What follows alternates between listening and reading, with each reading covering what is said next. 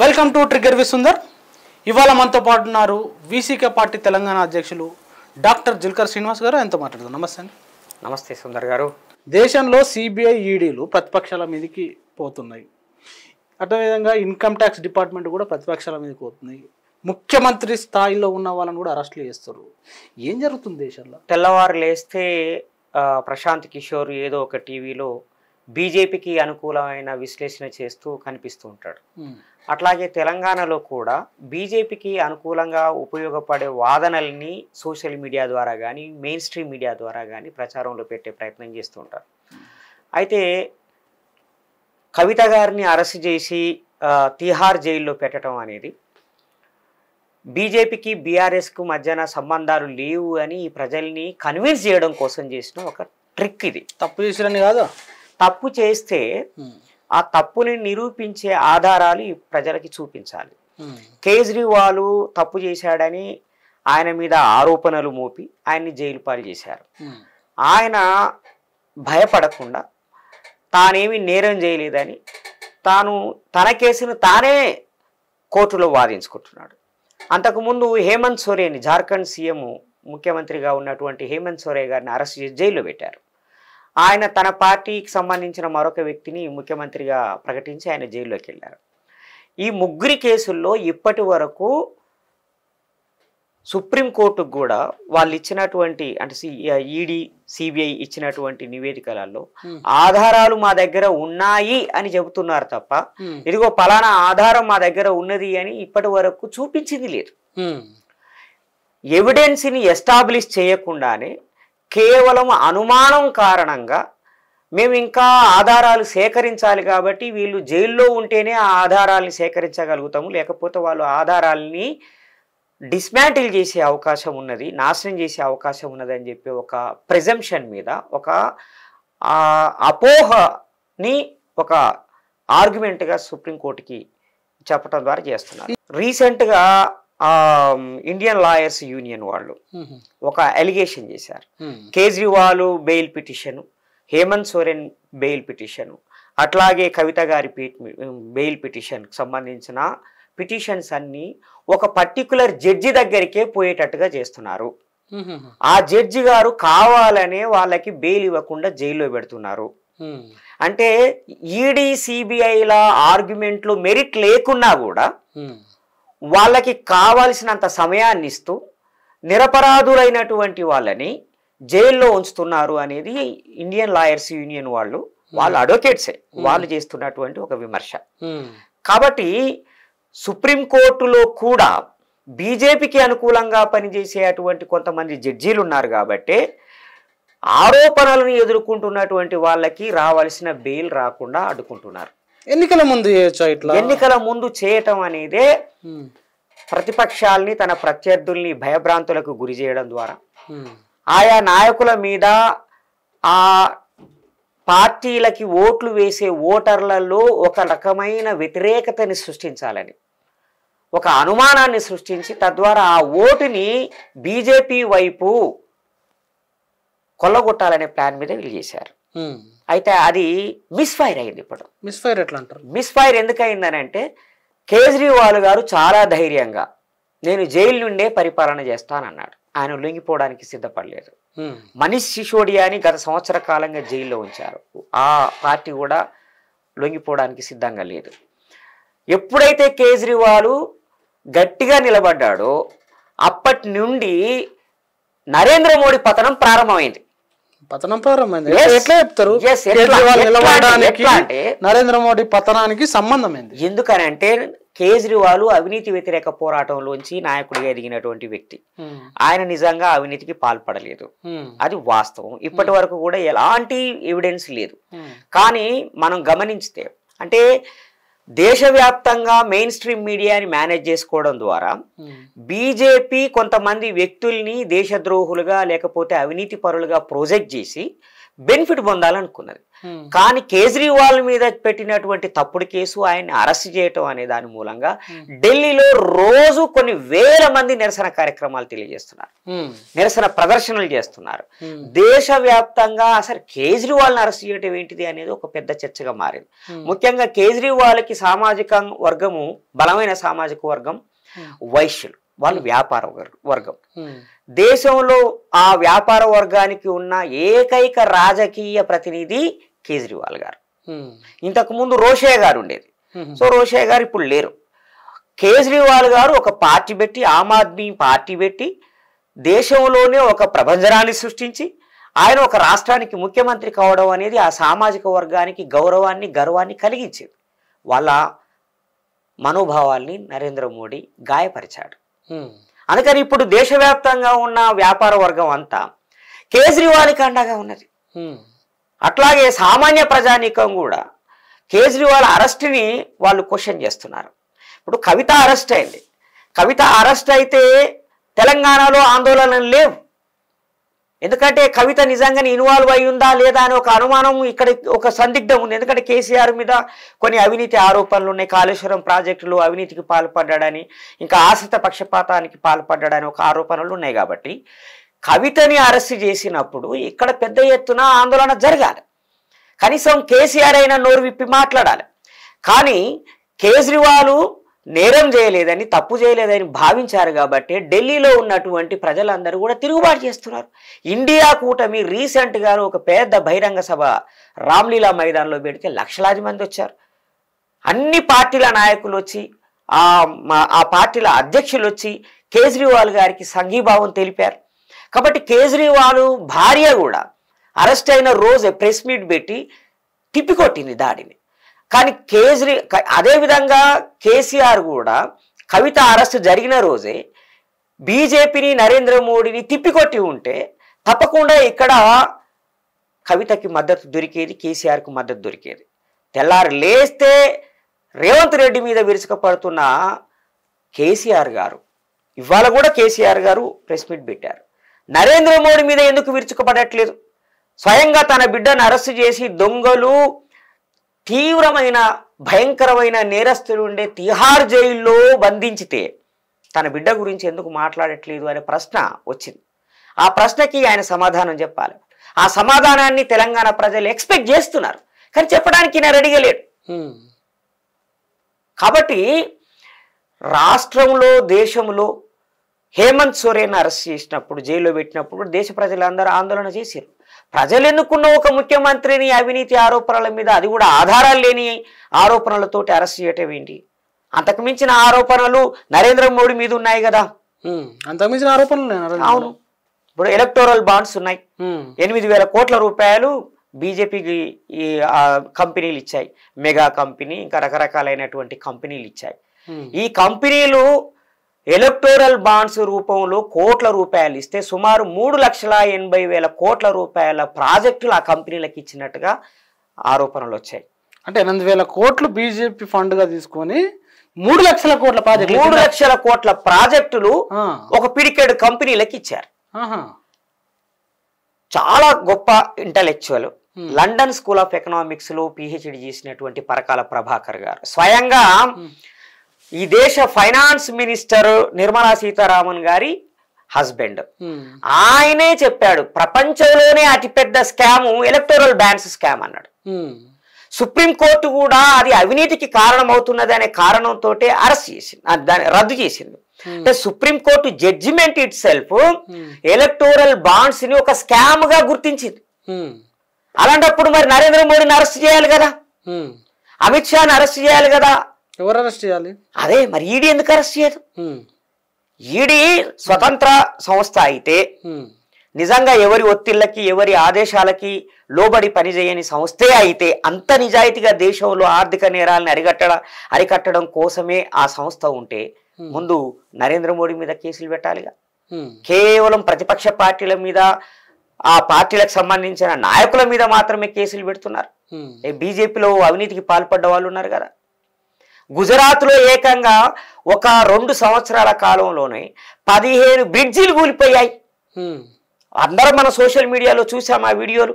ఆ బ్రిడ్జీలు కట్టినటువంటి కాంట్రాక్టర్లని అరెస్ట్ చేయలేదు, లేదా ఆ బ్రిడ్జీలు కట్టించినటువంటి డిపార్ట్మెంట్కి ఎవరు మంత్రిగా ఉన్నారో ఆ మంత్రి మీద యాక్షన్ తీసుకోలేదు, ఆ సీఎం మీద యాక్షన్ తీసుకోలేదు. అంటే గుజరాత్ పాలిత ప్రాంతాల్లో అవినీతి జరిగితేనేమో వాళ్ళు నిర్మా సోప్తో లేదా టైడ్ సర్ఫెక్సెల్తో ఉతికిన బట్టల్లాగా శుభ్రంగా ఉంటారా? కాబట్టి ఇక్కడ ఏమంటున్నానంటే ఈడీ అయినా సిబిఐ అయినా వాటిని ఉపయోగించి ప్రత్యర్థి పార్టీలని, ప్రజాస్వామిక పార్టీలని అణిచివేయాలని బీజేపీ, ముఖ్యంగా నరేంద్ర మోడీ, అమిత్ షాలు తీసుకున్న ఆ ఎత్తుగడ మిస్ఫైర్ అయింది. కానీ ప్రజల్లో ఇప్పుడు తీవ్రమైన వ్యతిరేకత రోజు రోజుకు పెరుగుతా ఉన్నది. 400 సీట్లు అంటారు వాళ్ళు, మీరేం వ్యతిరేకత అంటున్నారు? 400 సీట్లలో 200 సీట్లు కూడా రాని పరిస్థితి ఉంది ఇప్పుడు. ఆయన లాస్ట్ పార్లమెంట్ సమావేశాల్లో మాకు 370 సీట్లు వస్తాయి, 370 ఆర్టికల్ని మేము రద్దు చేసాం కాబట్టి మాకు 300 సీట్లు వస్తాయని చెప్పాడు. ఇంకా 400 సీట్లు వస్తే కఠినమైన నిర్ణయాలు తీసుకుంటామని కూడా చెప్పాడు. కానీ ఈ రోజున్న పరిస్థితి ఏంటంటే యాజ్ ఆన్ టుడే 200 సీట్లు కూడా రాని పరిస్థితి ఉన్నది. 80 సీట్లున్న ఉత్తరప్రదేశ్లోనే కాంగ్రెస్ పార్టీ, సమాజ్వాదీ పార్టీ ఒకటయ్యాయి, బీఎస్పీ కూడా తోడు కాబోతున్నది. ఇంకా చిన్న చిన్న పార్టీలు తోడు కాబోతుంది, త్వరలోనే అవుతుంది. బీఎస్పీలో ఉన్నటువంటి చాలా మంది బీజేపీ ఓడిపోవాలని కోరుకునే వాళ్ళు, బెహెన్జీ మాయావతి గారి అభిప్రాయాలతో విభేదించే వాళ్ళు కూడా ఇంటర్నల్ గా కాంగ్రెస్ కోసం పనిచేసే పరిస్థితి వచ్చింది. అందుకని కాంగ్రెస్ నేరుగా ఇప్పుడు బీఎస్పీ నేరుగా బీజేపీకి అనుకూలంగా ఉండదు. ఇప్పుడు కాంగ్రెస్ కి సపోర్ట్ చేసే అవకాశం ఉన్నది. అందుకని యూపీలో 80 సీట్లలో వాళ్ళు 10 సీట్లు గెలిస్తే ఎక్కువ, అలాంటి ఒక వాతావరణం వచ్చింది. దానికి కారణం ఏంటంటే అయోధ్యలో రామాలయాన్ని కట్టి దేశ ప్రజలందరి మనసులు గెలవాలని అనుకున్నారు వాళ్ళు. కానీ ఎక్కడైతే బాబ్రీ మసీదును కూల్చిరో అక్కడ కట్టలేదు రామాలయం. మరి ఎడ కట్టారు? 1 కిలోమీటర్ దూరం కట్టారు. అంటే ఇప్పుడు బాబ్రీ మసీద్ కాడ కట్టలేదా రామాలయం? కట్టలేదు. ఎక్కడైతే బాబ్రీ మసీదుని డిస్మాంటిల్ చేసారో అక్కడ కట్టలేదు, అక్కడ డిస్మాంటిల్ చేసి చదును చేసిర్రు. కానీ గుడి మాత్రం ఇంకా కొద్దిగా ముందుకు జరిపి కట్టారు. దానికి మసీదుని ఎందుకు ముట్టుకోవాలి? అదే కదా ఇప్పుడు ప్రశ్న. అసలు సమయం కాని సమయంలో ఆ దేవాలయ ప్రారంభం చేయటమే పెద్ద తప్పు. రెండోది, శంకరాచార్యులు పీఠాధిపతుల అభిప్రాయాలన్నింటినీ కూడా లెక్కలోకి తీసుకోకుండా కేవలం నరేంద్ర మోడీ తన విశ్వరూపాన్ని ప్రదర్శించుకోవడం కోసము ఆ కార్యక్రమాన్ని చేయడం జరిగింది. కాబట్టి దేశ ప్రజలందరూ అర్థం చేసుకున్నారు, రాముడు ముఖ్యమా నరేంద్ర మోడీ ముఖ్యమా? ఇప్పుడు రాముడిని చూపించలేదు అక్కడ, నరేంద్ర మోడీనే చూపించారు. పీఠాధిపతుల్ని, మఠాధిపతుల్ని, సోకాళ్ళు సనాతన ధర్మానికి పరిరక్షకులుగా ఉన్న వాళ్ళనేమో బారికేడ్ల అవతల నిలబెట్టి నరేంద్ర మోడీని మాత్రం గర్భగుడిలో కూర్చుండబెట్టి పూజలు చేశారు. అది ఈ దేశ ప్రజలని గాయపరిచింది. కాబట్టి హిందువులు అనుకునే వాళ్ళు కూడా ఇప్పుడు బీజేపీకి ఓటేయడానికి సిద్ధంగా లేరు. ఇంకా విషాదం ఏంటంటే అయోధ్యలో రామాలయంలో పెట్టినటువంటి ఆ విగ్రహం ఏంటిదో తెలుసా సుందర్ గారు? బాలరామాయణం, బాలరాముడు. రామ్లాల్ అంటారు. బాలరాముడు యుక్త వయసులో ఉన్న రాముడు, వృద్ధాప్యంలో ఉన్న రాముడు అయితే ఏం చేయాలి? ఆ రాముడికి వివాహం జరుగుతుంది కాబట్టి సీతమ్మ వారి విగ్రహం పెట్టాలి. ఆ సీతమ్మ వారు ఉన్నాక తప్పకుండా ఆంజనేయులు ఉండాలి, ఆంజనేయ స్వామి ఉండాలి. కానీ సీతమ్మ వారి విగ్రహం పెట్టడం ఇష్టం లేక బాలరాముడి విగ్రహం పెట్టారు. అంటే ఆర్ఎస్ఎస్ ఐడియాలజీలోనే పితృస్వామి ఐడియాలజీ ఉంటుంది. స్త్రీలను గౌరవించే సంప్రదాయం లేదు వాళ్ళకి. కాబట్టి ఒక మహిళ అయిన సీతను పూజించడం ఎందుకు అని, ఆ అపవాదు మనకి ఎందుకు రావాలని చాలా తెలివిగా, చాలా స్మార్ట్ గా వాళ్ళు ఏం చేసిరంటే బాలరాముడి విగ్రహం పెట్టారు. బాలరాముడి విగ్రహం పెట్టినాక సీతమ్మ వారికి రాదు, ఎందుకంటే బాలరాముడికి వివాహం కాలేదు కదా. అట్లా సీతమ్మ వారిని అవమానించారు. గిరిజనులకి, ఆ దళితులకి ప్రతినిధిగా ఉన్నటువంటి ఆంజనేయ స్వామి విగ్రహాన్ని అక్కడ పెట్టలేదు. దీనివల్ల వాళ్ళు వివిధ సామాజిక వర్గాల పట్ల వివక్ష చూపుతున్నారు అనేది ఎస్టాబ్లిష్ అయింది. ఫలితంగా ఏం జరిగిందనంటే రామాలయానికి వెళ్ళే వాళ్ళు రోజుకి 200-300 కంటే ఎక్కువ లేరు అయోధ్యలో. మొదటి నెల రోజులు రోజు 1 లక్ష మంది, 2 లక్షలు పోయారు. కానీ ఈ రోజు ఉన్న పరిస్థితి ఏంటంటే గట్టిగా దర్శనానికి గంట టైం కూడా పడతలేదు. అంటే ఒక ఎజెండా పూర్తయింది, ఓకే రామాలయం కట్టాలనుకున్నారు, కట్టారు, అయిపోయింది. What next? అయితే ఏంటి? సామాన్య ప్రజల జీవితాల్లో ఏం మార్పు వచ్చింది? గుడి కట్టారు, దేవుడికి దండం పెట్టుకున్నారు, సంతోషించారు, అయిపోయింది. కానీ దండం పెట్టుకున్న ప్రతి ఒక్కడి కష్టం తీరలేదు కదా. నిరుద్యోగ సమస్య అలాగే ఉంది, పేదరికం సమస్య అలాగే ఉంది, సామాజిక వివక్ష అలాగే ఉంది, మహిళలు ఎదుర్కొంటున్న అణిచివేత అట్లాగే ఉంది, ఆర్థిక వ్యవస్థ పతనమైపోయింది, సమస్యలు ఏవి పరిష్కారం కాలేదు. కాబట్టి దేశ ప్రజలు రియలైజ్ అయ్యారు. ఒక భావోద్వేగాన్ని రగిలించడం కోసమే సుమారు ఒక 30 సంవత్సరాల పాటు రామాలయ ఉద్యమాన్ని నడిపారు. ఇప్పుడు ఆ సమస్య పరిష్కారం అయిపోయింది కాబట్టి ప్రజల్లో భావోద్వేగాన్ని పండించడానికి ఇంకొక ఎజెండా లేదు వాళ్ళకి. కాబట్టి బీజేపీకి 200 సీట్లు రావడం కూడా కష్టమే.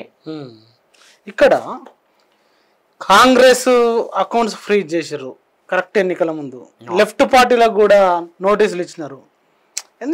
పార్లమెంట్ ఎన్నికలు నోటిఫికేషన్ వచ్చిన తర్వాత కూడా ఇక ప్రధాన ప్రతిపక్షాల మీదకి అట్లా ఈ సంస్థల పేరుతోటి అట్లా పోవచ్చునా, లేదంటే అరెస్టులు? ఇదంతా యాక్చువల్ గా వయలేషన్ ఆఫ్ ఎలక్షన్ కోడ్. ఇదంతా ఒక రకంగా చెప్తే ఇప్పుడు ప్రజా ప్రాతినిధ్య చట్టం ప్రకారంగా ఎన్నికల కోడ్, ఎన్నికల వ్యవస్థ ఒకటి మనకుంది, ఎలక్షన్ కమిషన్ ఆఫ్ ఇండియా ఉంది. అది ఎన్నికల్ని నిష్పక్షపాతంగా జరపాలని ఏర్పడ్డటువంటి ఒక కాన్స్టిట్యూషనల్ బాడీ. అది ఆ కాన్స్టిట్యూషనల్ బాడీనే దానికి ఉన్న అటానమస్ స్టేటస్ ని రద్దు చేస్తూ ఒక చట్టం తీసుకొచ్చాడు. తనకు నచ్చిన వ్యక్తుల్ని ఎలక్షన్ కమిషనర్లుగా నియమించి ఒక చట్టాన్ని తీసుకొచ్చారు. ఆ చట్టాన్ని వ్యతిరేకిస్తూ ప్రతిపక్షాలు పార్లమెంటులో ఆందోళన చేస్తే వాళ్ళందరినీ బైకట్ చేశారు.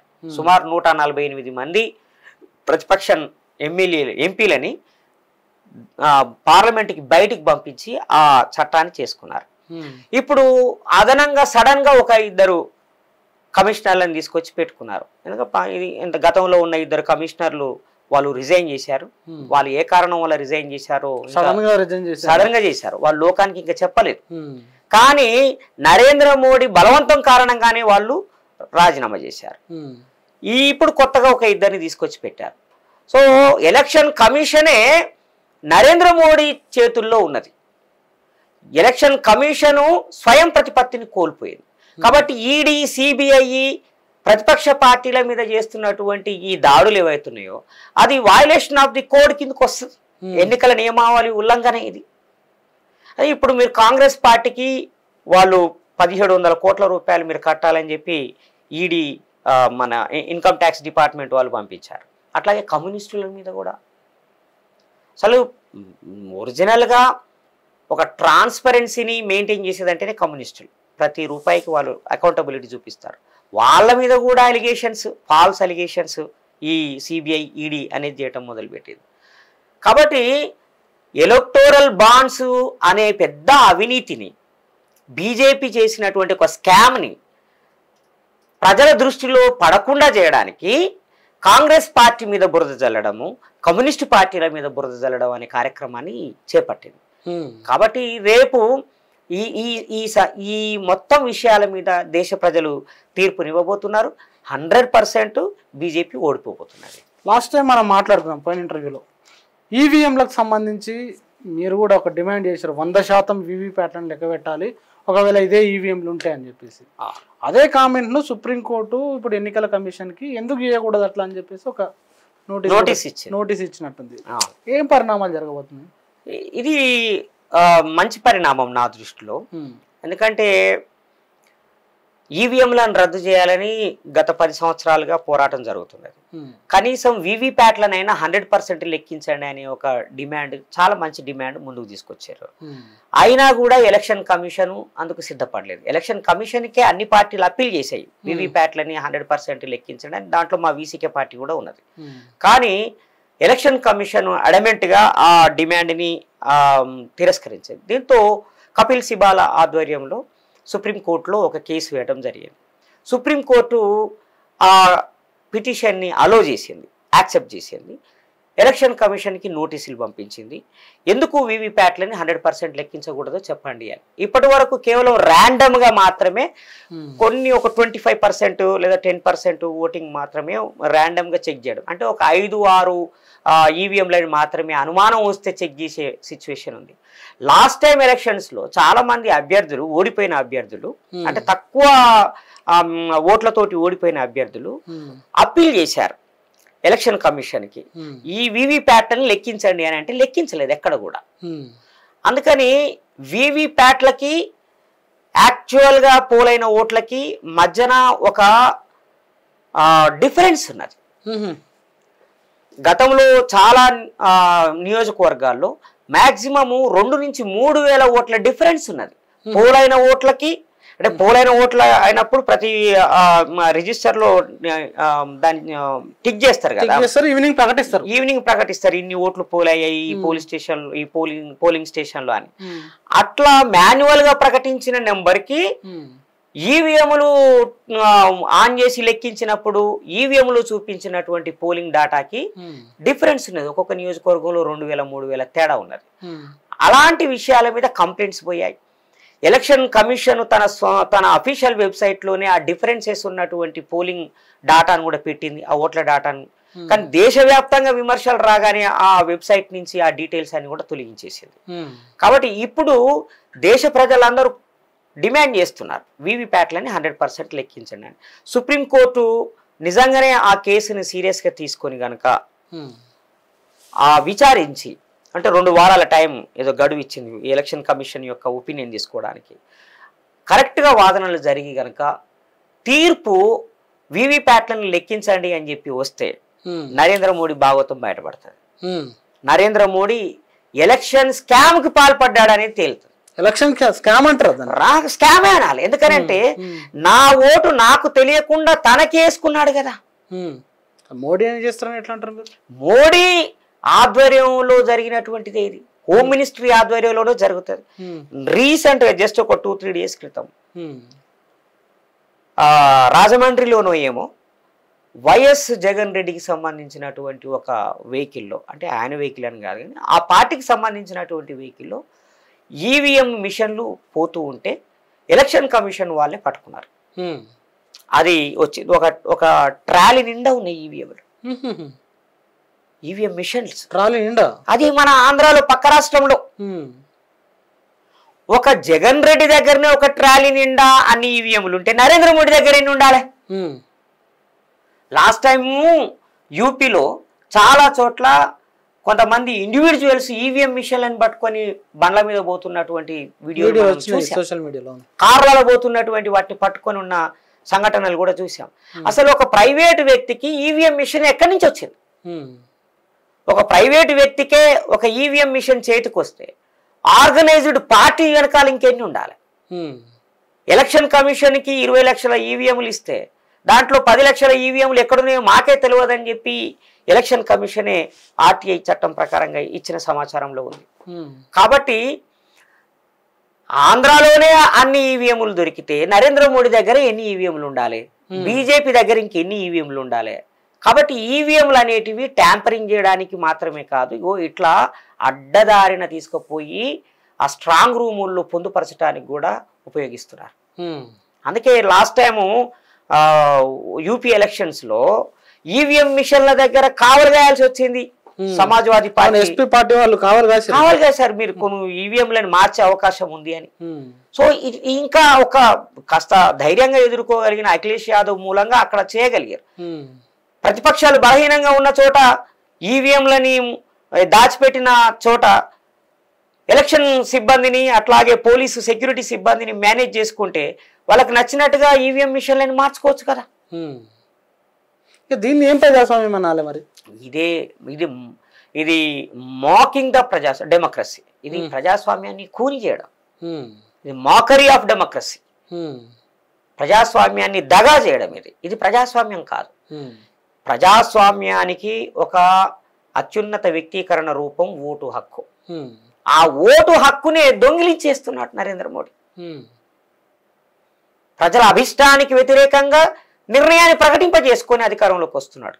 కాబట్టి సుప్రీంకోర్టు నిజంగా ఎందుకున్నది అని అంటే ప్రజాస్వామ్యాన్ని పరిరక్షించడానికి, రాజ్యాంగ హక్కుల్ని రక్షించడానికి సుప్రీంకోర్టు ఉంది. ఎలక్టోరల్ బాండ్స్ కూడా వితిన్ 1 week లో మొత్తం ఇవ్వాలని చెప్పింది. ఆ రిజల్ట్ అట్లా వచ్చింది. ఎన్ని మెలికలు పెట్టారు చూడండి. SBI is responsible. ఎస్బీఐ అనేది ఆర్బీఐ చట్టం ప్రకారంగా ఏర్పడ్డ ఒక బ్యాంకు.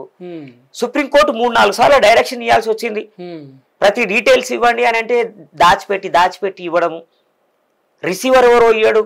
అంటే ఏ బ్యాంకు వాళ్ళు ఏ ఎలక్టోరల్ బాండుని ఏ పార్టీకి పోయింది, దాన్ని రిసీవ్ చేసుకున్నారా లేదా, క్లెయిమ్ చేశారా లేదా, ఏ డేట్ నాడు క్లెయిమ్ చేశారా, ఎవ్రీ డీటెయిల్ ఇవ్వమంటే, మైన్యూట్ డీటెయిల్ ఇవ్వమంటే ఇవ్వలేరు. కాబట్టి సుప్రీంకోర్టును కూడా ఆఫ్టర్ ఆల్ ఒక ఎస్బీఐ మోసం చేయాలని చూసింది. ఒక ఎస్బీఐయే మోసం చేయాలని చూస్తే ఇంకా ఈడీ ఎన్నిసార్లు మోసం చేయాలని చూస్తుంది, సిబిఐ ఇంకెన్నిసార్లు మోసం చేయాలని చూస్తుంది. కాబట్టి వ్యవస్థలన్నీ కూడా నరేంద్ర మోడీ చెప్పు చేతుల్లో ఉన్నాయి, ఆర్ఎస్ఎస్ చెప్పు చేతుల్లో ఉన్నాయి. ఇది దేశానికి ప్రజాస్వామ్యం. వాళ్ళు అమలు చేసే సంక్షేమ పథకాలు అమలు కాకపోయినా ఏం కాదు, నష్టమేం లేదు.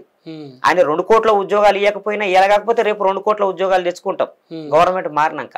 కానీ వ్యవస్థల విధ్వంసం జరిగితే ఎవరు నిర్మించారు? నరేంద్ర మోడీ నిర్మించిండా ఈ వ్యవస్థని, లేదా ఆర్ఎస్ఎస్ తయారు చేసిండా ఈ వ్యవస్థల్ని? ఈ రాజ్యాంగబద్ధంగా ఏర్పడ్డటువంటి ఈ వ్యవస్థలన్నీ కూడా స్వతంత్రం కోసం పోరాటం చేసి ప్రాణాలు త్యాగం చేసినటువంటి వాళ్ళు, అణగారిన వర్గాల తరఫున హక్కుల కోసం పోరాటం చేసినటువంటి బాబాసాహెబ్ అంబేద్కర్ తయారు చేసినటువంటి వ్యవస్థలే. ఈ దేశ ప్రజలు నిర్మించుకునే వ్యవస్థల్ని ఆఫ్టర్ ఆల్ ఎవరో ఒకరు వచ్చి రద్దు చేయడం ఏంటి, నాశనం చేయడం ఏంటి? ఇది అసలైన ప్రజాస్వామ్యం. అందుకే నేను ఏమంటున్నానంటే బీజేపీ నిజంగా బీజేపీకి దమ్ముంటే తప్పుడు మార్గాల ద్వారా గెలవాలని ప్రయత్నం చేయకూడదు. ఏం చేయాలి బీజేపీకి దమ్ముంటే అనే ప్రశ్న. బీజేపీకి దమ్ముంటే కింది నుంచి పైదాకా గ్రామంలో ఉన్న కార్యకర్త కూడా మేము ఈ రాజ్యాంగాన్ని తొలగించాలనుకుంటున్నాం, మనుస్మృతిని హిందూ ధర్మ శాస్త్రాలని రాజ్యాంగంగా తీసుకురావాలనుకుంటున్నాం. పార్లమెంట్ సభ్యుడు చెప్పిండు, బీజేపీ ఎంపీ చెప్పిండు. నరేంద్ర మోడీని చెప్పమనండి, అమిత్ షాని చెప్పమనండి. అనంత హెగ్డే కర్ణాటకలో కూర్చొని చెప్పాడు. అదే అభిప్రాయాన్ని ఇక్కడ రాజాసింగ్ చెప్తాడు. అదే అభిప్రాయాన్ని ఇంకా ఎవరో చెప్తారు, ధర్మపురి అరవింద్ చెప్తాడు. మరి నరేంద్ర మోడీ చెప్పొచ్చుగా. ఏం చెప్పాలి నరేంద్ర మోడీ? చాలా స్పష్టంగా చెప్పాలి ఎన్నికలు ఎట్లా జరగాలని అంటే, మేము ఈ రాజ్యాంగాన్ని తొలగించేసి మనుధర్మ శాస్త్రాన్ని రాజ్యాంగంగా పెట్టాలనుకుంటున్నాం, హిందూ దేశంగా మార్చాలనుకుంటున్నాం, మాకు ఓట్లేయండి అని అడగాల. అప్పుడు ఈ దేశ ప్రజలు నిర్ణయిస్తారు. అది చెప్పకుండా ప్రతిపక్ష పార్టీల లోపాల గురించి మాట్లాడుతున్నారేంటి? అది చెప్పండి మీ సిద్ధాంతం. 370 ఆర్టికల్ రద్దు చేశాం, ఓకే, 370 ఆర్టికల్ రద్దు చేసావు, అట్లాగే రాజ్యాంగాన్ని రద్దు చేస్తా అని చెప్పు, హిందూ రాష్ట్రాన్ని ఏర్పాటు చేస్తానని చెప్పు. స్పష్టంగా నరేంద్ర మోడీ చెప్పాలంటున్నా నేను. అప్పుడు ఈ దేశ ప్రజలు నిర్ణయించుకుంటారు. హిందూ రాష్ట్రం అంటే కూడా చెప్పాలి, హక్కులు ఎవరికి ఉంటాయి, అధికారం ఎవరికి ఉంటుంది అని చెప్పాలి. దళితులకి, మహిళలకి, బీసీలకి, అణగారిన వర్గాలు ఏవేవైతున్నాయి, పలానా కులానికి పలానా హక్కు ఉంటుంది, పలానా హక్కు ఉండదు అని చెప్పాలి. అంటే తేడా ఏంది హిందూ రాష్ట్రానికి మీరు అంటున్న హక్కులకి? అదే కదా, హిందువులందరి కోసం అన్నది. మేము హిందువులందరూ అంటే ఏ హిందువుల కోసం కూడా చెప్పాలి. అదే దళితులు, గిరిజనులు, మహిళలు, బీసీలు, వీళ్ళకి హక్కులు ఉంటాయా ఉండయా? మనధర్మ శాస్త్రం ప్రకారంగా వీళ్ళకి హక్కులు లేవు. మళ్ళీ మీరు మనధర్మ శాస్త్రం తీసుకొస్తే ఈ హక్కులు ఉంటాయా ఉండయా? అది చెప్పండి. మాకు చదువుకునే హక్కు ఉంటుందా ఉండదా? ఉద్యోగం చేసుకునే హక్కు ఉంటుందా ఉండదా? మేము మనుషులుగా సమానమా కాదా? అది చెప్పండి. సమానమని చట్టం ముందు అందరూ సమానులా కాదా? అది చెప్పండి. అవి చెప్పకుండా ఏదో అభివృద్ధి అని ఇంకేవో విషయాల గురించి చర్చ చేస్తున్నారు. ఇది అసలైన సమస్య. అందుకని విముక్త చిరుతల పార్టీగా మేమేం చెప్తున్నామనంటే, రాజ్యాంగానికి, దేశ ప్రజలకి, ప్రజాస్వామ్యానికి బీజేపీ వ్యతిరేకం. సనాతన ధర్మం పేరు మీద బ్రాహ్మణ ధర్మాన్ని రుద్దాలని చూస్తున్నారు. ఈ దేశాన్ని నిర్మించినటువంటి భూమిపుత్రులకి అన్యాయం చేయాలని చూస్తున్నారు. 2000 సంవత్సరాల వెనక్కి ఈ దేశాన్ని తీసుకుపోవాలని చూస్తున్నారు. కాబట్టి బీజేపీని ఓడించండి, సనాతన ధర్మాన్ని ఓడించండి. సనాతన ధర్మం కాదు, రాజ్యాంగ ధర్మం కావాలి మనకి. రాజ్యాంగం కావాలనుకునే వాళ్ళు వీసీకే పార్టీకి ఓటేయండి, సనాతన ధర్మం కావాలనుకునే వాళ్ళు బీజేపీకి ఓటేసుకోండి. Thank you very much Chilakara Srinivas గారు. ప్రజలారా విన్నారు కదా, ఈ ఈడీ సిబిఐలు ఎట్లా ప్రజాస్వామ్యాన్ని కూని చేయడానికి వాడబడుతున్నాయని చెప్పేసి, అదేవిధంగా ఈ ఈవీఎంలను ఏ రకంగా మ్యానిపులేట్ చేసే ప్రయత్నం చేస్తున్నారని, అదేవిధంగా చాలా కీలకంగా ఒక ఆర్గ్యుమెంట్ పెట్టినారు. బీజేపీ హిడ్డెన్ ఎజెండాను బయట పెట్టి దమ్ముంటే ఎన్నికల్లోకి రావాలి అని చెప్పేసి చిలకర శ్రీనివాస్ గారు ఓపెన్ ఛాలెంజ్ చేస్తున్నారు. మరి ఆయన చెప్పిన అంశాల్లో వాస్తవాలే ఉన్నాయా, మీరేమనుకున్నారు? తప్పకుండా కామెంట్ చేయండి. Thank you very much. చూస్తూనే ఉండండి AT10.